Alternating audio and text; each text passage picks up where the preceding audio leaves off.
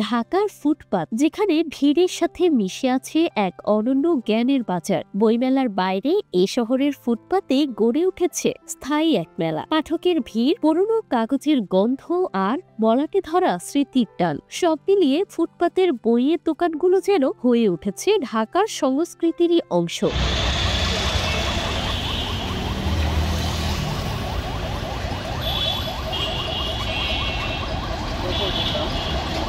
তবে এই গল্পে শুধু নস্টালজিয়া নেই, আছে সংগ্রামের অধ্যায়ও। প্রায় উচ্ছেদের ভয়ে দিন কাটে বিক্রেতাদের, পুলিশের ধাওয়া, সিটি কর্পোরেশনের অভিযান, ঝড় বৃষ্টি রোদ উপেক্ষা করেও টিকে থাকতে হয় পরিবারের ভরণ পোষণের জন্য। বেচা কেনা আছে মোটামুটি, আর বাইরের লোকজন তো এখানে আসে না, বেশিরভাগই এখানকার স্টুডেন্ট। বাইরের লোক তার যায় না এখানে কোনো বইয়ের মার্কেট বা বই বিক্রি হয়।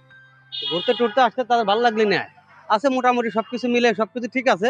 আমার কাছে সব বাংলা সাহিত্যের বই, নাহলে 1000 লেখকের বই আছে, এক একজনের সাবজেক্ট নিয়ে এক একজন পড়ে।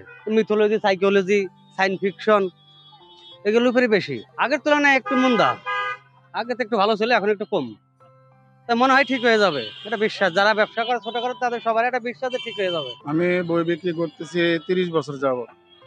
এই 30 বছরের অভিজ্ঞতায় যেটা হচ্ছে, মানুষকে জ্ঞান জগতের আসতে হলে বই পড়তে হবে, মানুষকে আলোকিত করতে হলে বই পড়তে হবে।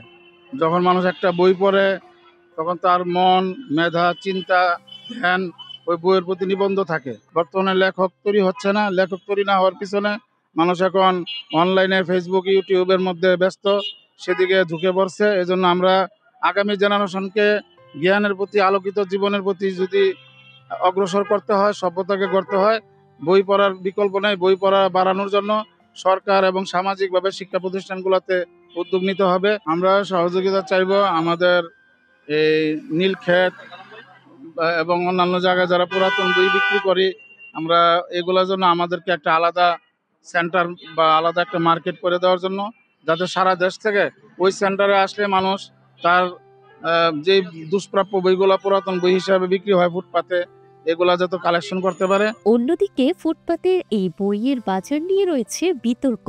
অনেকে বলেন এখানে বিক্রি হচ্ছে পাইরেটেড বই, প্রকাশকরা ক্ষতিগ্রস্ত হন, অথচ পাঠকেরা কম দামে বই পেয়ে খুশি। আসলে ফুটপাতে যে ধরনের যেভাবে বইগুলো বিক্রি হয়, এগুলো পাইরেটেড হয়ে যায়।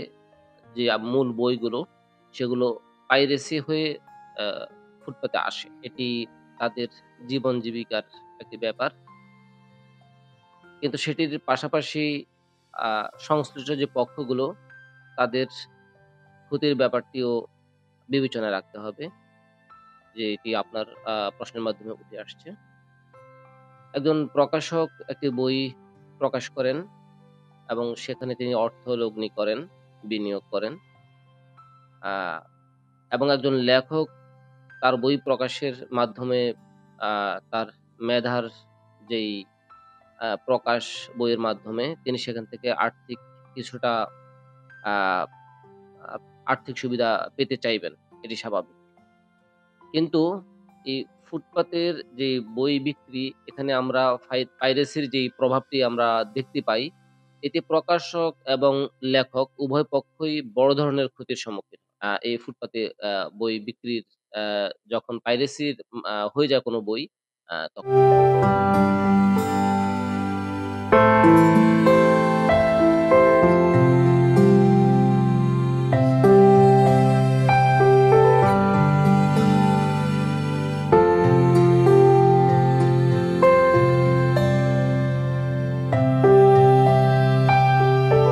আমরা আসলে এই যে ডিজিটাল যুগে এসে আমরা বই পড়াটা একদম ভুলে গেছি আসলে। ফোনে যে আমরা সবাই ফোনে এতটা ব্যস্ত, ফোনের কারণে আমরা যে একটা বাস্তবের সাথে একটা বইয়ের সাথে যে সেই পড়াটা এখন আর আমরা পড়ি না। আগে যখন আমরা প্রাইমারিতে পড়তাম, তখন প্রাইমারিতে আমাদের সরকার থেকে বিভিন্ন গল্পের বই দেওয়া হতো। তারপর স্কুলে ক্লাসে একটা লাইব্রেরির মতো থাকতো, আমরা প্রতিদিন 10 মিনিট 20 মিনিট গল্পের বইগুলো পড়তাম, কিন্তু এখন আর ওই সিস্টেমগুলো নাই। অ্যাকচুয়ালি আমরা যারা 90-এর পরে ইউনিভার্সিটিতে পড়াশোনা করছি, আমরা এই যে ইউনিভার্সিটির পাশের এখান থেকে প্রচুর বই কিনতাম, পড়তাম, এবং আমি আমার জীবনে কখনো বই পড়া থামাইনি। এখন রিলসের যুগ, বাচ্চারা রিলস দেখে, ফ্যামিলি রিলস দেখে, কিন্তু আমি বই পড়ি। এই যেমন আমি আজকেই মৌলানা আবুল কালাম আজাদের এই যে ইন্ডিয়া উইন্স ফ্রিডম এই বইটা পড়া আমি মানে জানার তো শেষ নাই, আসলে নাথিং, কিচ্ছু জানতাম না। মৌলানা আবুল কালাম আজাদ জানি যে 47-এ দেশভাগে তার বিরাট ভূমিকা, কংগ্রেসে ছিল। কিন্তু সাথে সাথে আবার একটা জিনিস চিন্তা করলাম যে মানব জনম এবং মানুষ কে কি করবে এটা অ্যাকচুয়ালি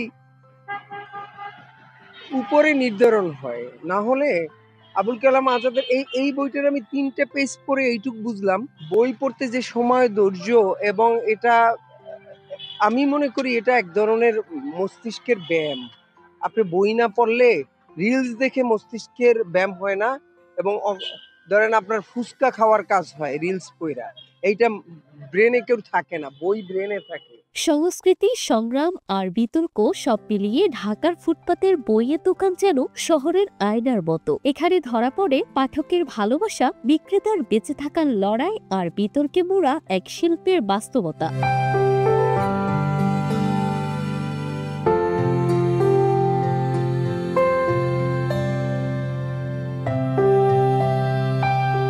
ফুটপাতের এই বইয়ের দোকান শুধু বিক্রির জায়গা নয়, এটি ঢাকার সংস্কৃতির একটি জীবন্ত দলিল। এখানে আছে জ্ঞানপিপাসু পাঠকের ভালোবাসা, বিক্রেতার বেঁচে থাকার সংগ্রাম আর পাইরেসি ঘিরে বিতর্কের গল্প। সময় হয়তো বদলাবে, কিন্তু ঢাকার এই ফুটপাতের বইয়ের গন্ধ রয়ে যাবে চিরকাল। মোহাম্মদ শান্ত, সকালবেলা, ঢাকা।